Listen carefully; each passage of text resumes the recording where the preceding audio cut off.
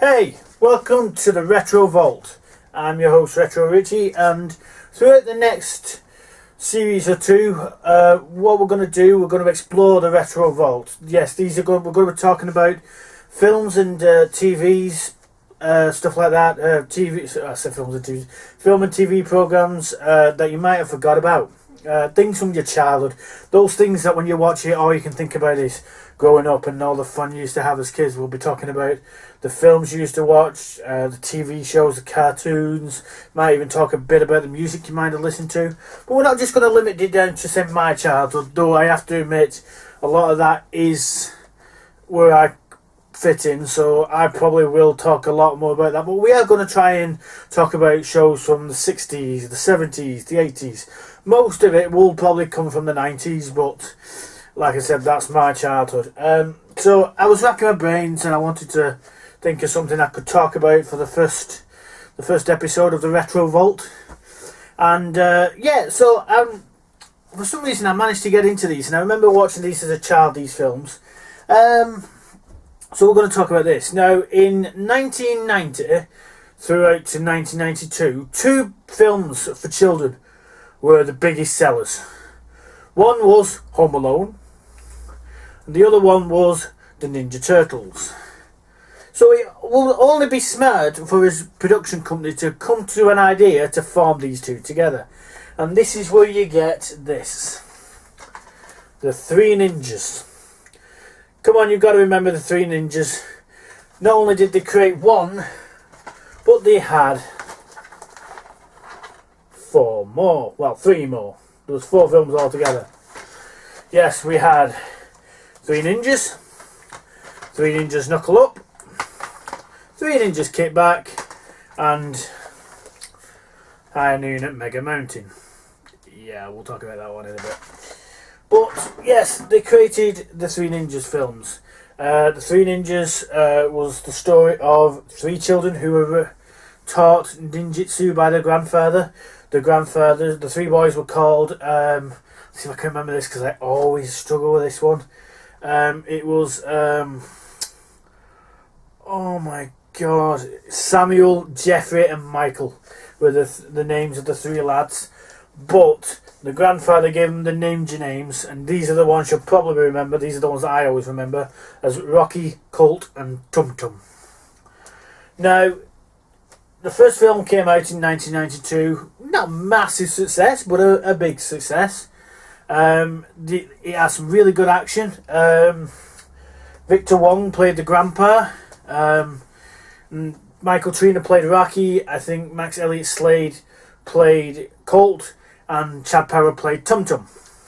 And these are the Three Ninjas that I remember mostly. Because obviously the film did at least well to warrant a sequel.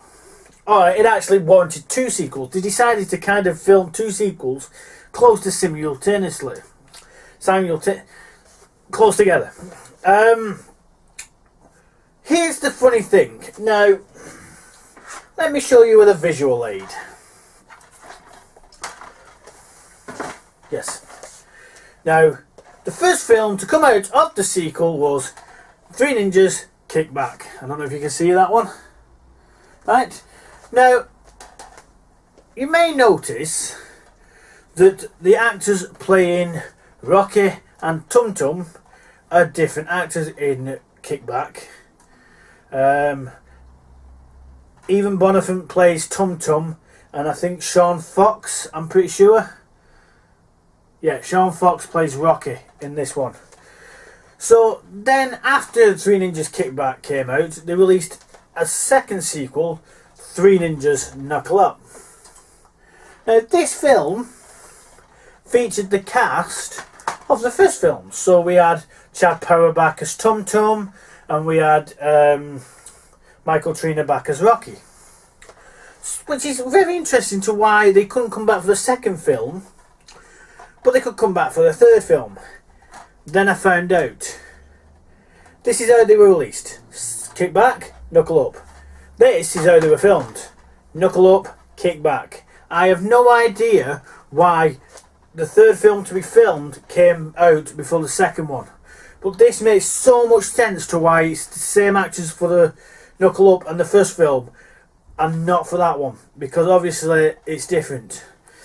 But I mean, right, this is where we go, because Three Ninjas, the first one, was a really good film. There loads of action scenes, a semi-good story. You can see where they brought Home Alone into it.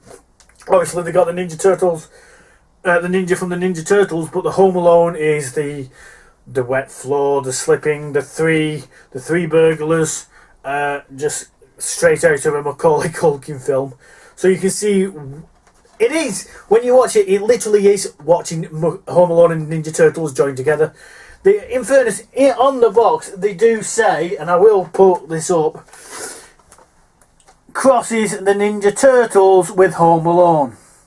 So they know how they're advertising it. But, like I said, the first film is quite good.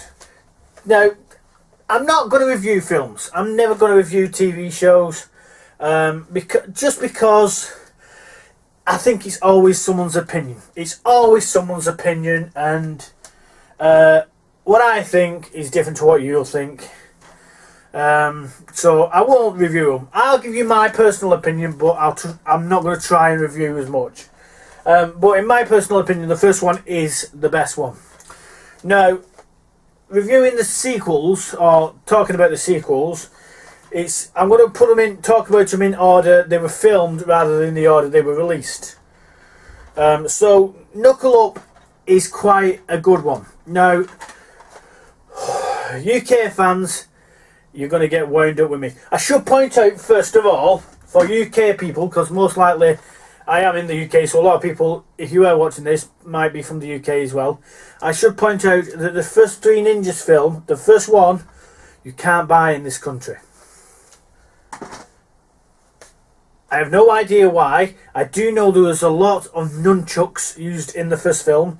Now, at one point, I don't know whether this is still true, they were banned from the UK. This is why in the UK broadcast of the Ninja Turtles cartoon from the 80s and 90s, Michelangelo didn't have any nunchucks. All scenes were cut out, and I think it's the same for that film. So, that one you can't get in the UK. Now, the next three you can. Knuckle Up, you can definitely get in the UK. However,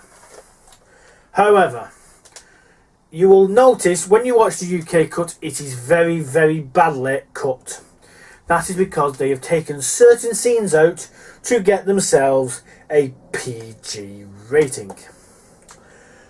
And the cuts are awful. I remember these cuts being on the VHS version, and I was annoyed back then, and I was so hoping when I bought the DVD those cuts would have been back in. Yeah, they're not. No, this is literally the same as the VHS version. Those cuts are still in it. You might have watched the VHS version. You'll notice them because at one point the music will completely change, and you can literally see where they've taken the scene out. The amount of cutting time they've done only matches up to about 2 minutes and 17 seconds, but there's so many. There's a scene on the back of the DVD cover. I'm going to show you this, and I'll show you a clip of it in a minute. Can you see it there with the spin kick? That, I have seen that clip. That is a really good scene. That is a really good martial arts stunt. Yeah, the UK version cuts it completely out. I don't know what to say. I am going to get myself the US version because it winds me up. But, and it does do you joy. So, but just warning to you. But other than that, the storyline's still there, what there is of it. So it doesn't take that much away from it, if I'm honest. I would have really rather than put them cuts back in. The British Board of Film Classification, a bunch of sissies in my case. But that's that. So that's Knuckle Up. Then we move on to Kickback. Now Kickback doesn't have any scenes cut out, because Kickback for some reason managed to get away with a U. Or a G if you're in Australia, or I don't know what that is in the US, I do apologise. But that U is literally for all ages. It's children's cartoons get released. So there's no need to cut any scenes out of this. I don't know whether that's because they tried to make it less violent or what. I don't know. I don't know what the difference between a PG and a U is in these cases, because they still have the kicks and stuff, but this is a lot more Home Alone than Knuckle Up is. So that's Kickback. Kickback is quite good, because it's all set in Hong Kong. It's not set in America like the other films. So it gives it a nice change. We still get the three goofballs as we do in the first film. We don't get so much in Knuckle Up as much, though they do. Well, yeah, we do, but not as these guys. But yeah, you get the three goofballs, which seem to be completely copies of the first film. I don't know. And then you get a new character called Neo, which is a female turtle. This is a very sexist film. I've got to point that out. When I watched it, it is a very sexist film. They keep going. The amount of times they turn to this character Neo and go, "A girl," and it's like, "You won the martial arts competition? You, a young lady?" Yes, okay. And it is a very sexist film. But I suppose that's the times. It's the 90s. What are you going to do? So Kickback is not as good, in my opinion, as Knuckle Up or the first film, but it's still better than... Oh, God. High Noon at Mega Mountain. Yeah. Not even Hulk Hogan could save this one. Now, for some reason, this goes back to having a PG rating. Again, like Knuckle Up, the UK version, yeah, when I first watched this, I watched the Australian version, and it was all the UK version cuts. Very, very badly cuts as well. It's very similar to Knuckle Up. Now, the one thing you should point out about High Noon at Mega Mountain is it was filmed quite a few years after Kickback. So I know Max Elliott Slade was offered the chance to reprise his role as Colt, and he refused to go to university. So because of this, we get 3 brand new Rocky, Colt and Tum Tums. Other than that, the father, the mother and grandpa are all the same. Victor Wan's back, and the other people playing it, the parents, they're all the same actors. It's just the children. And this is what lets it down. There is Tum Tum, for some reason, they've made completely... Instead of making him older, they've gone completely the opposite way around. He's like he's de-aged. In the other ones, you could say he was in junior school, or I think this one looks like he's just stepped out of preschool. It's too childish for this. They do keep the character traits going, but the other two, Rocky and Colt, are just dull. I'm sorry, they're just dull. And I'm trying not to give a review of this, but yeah, it's very hard. Jim Varney's quite good, I have to admit. Jim Varney always makes me laugh, and Hulk Hogan tries his best. Loney Anderson as the villain is very interesting. But, considering the fact that it's a female villain, it's a nice change. I have to admit, it is quite a nice change. So that is 3 Ninjas Knuckle Up. So, we are going to place these in the Retro Vault, because I do believe that all these films, I don't know why I threw them down here, I do believe that all these films do belong in the Retro Vault. They are from our childhood. And they had some good scenes. Even the 4th film had some good scenes. And if you're looking for a nice film to watch, to just something you don't have to pay attention to, you want a bit of martial arts action with English language instead of watching all the really good Japanese ones, because we very, very rarely get English martial arts ones, especially good enough for kids and stuff like that.